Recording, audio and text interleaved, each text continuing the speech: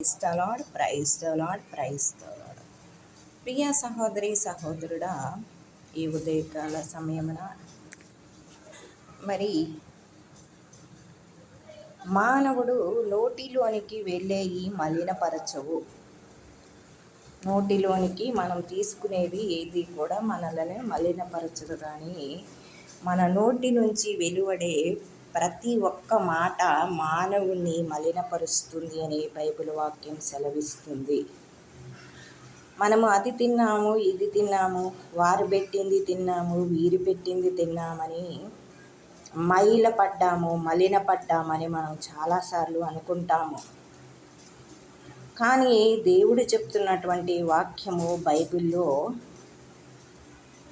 మానవుడు ఏది తినను ఏది తాగినను దేవుని మహిమపరచమని చెప్తున్నారు. ఏది తిన్నను నోటిలోనికి వెళ్ళేది ప్రతి ఒక్కటి కూడా మానవుణ్ణి మలినపరచదు అంట. కానీ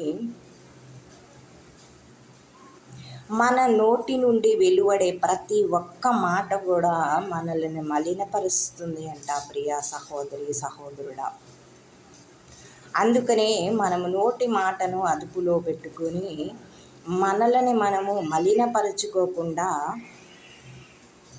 మలినమైన మాటలు పలకకుండా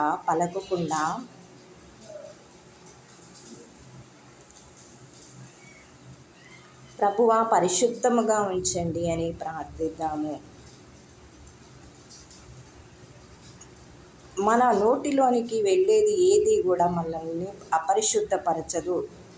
మనం తినేది ప్రతి ఒక్కటి కూడా మనకి బలమును, ఆరోగ్యమును దయచేస్తుంది.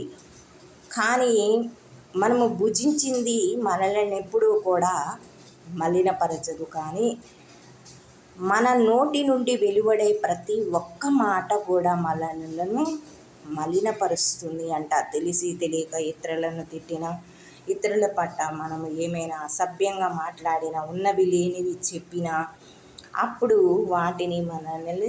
ఆ మాటలే మనల్ని మలినపరుస్తుంది అని దేవుడు సెలవిస్తున్నాడు. ప్రియా సహోదరి సహోదరుడా, అందుకే మనం ఇతరుల గురించి తెలిస్తే తెలుసు, లేకపోతే తెలియదండి అని చెప్పటం వరకే మన బాధ్యత. కానీ మనము ఉన్నవి లేనివి అన్నీ చెప్పి, అక్కడవి ఇక్కడవి అక్కడ చెప్పి మనల్ని మనమే మలినపరుచుకుంటున్నాము.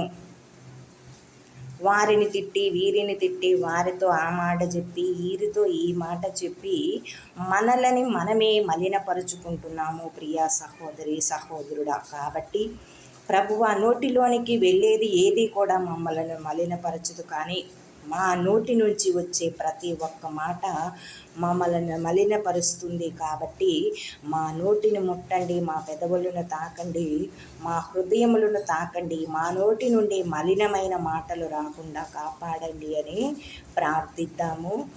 ఆమేన్.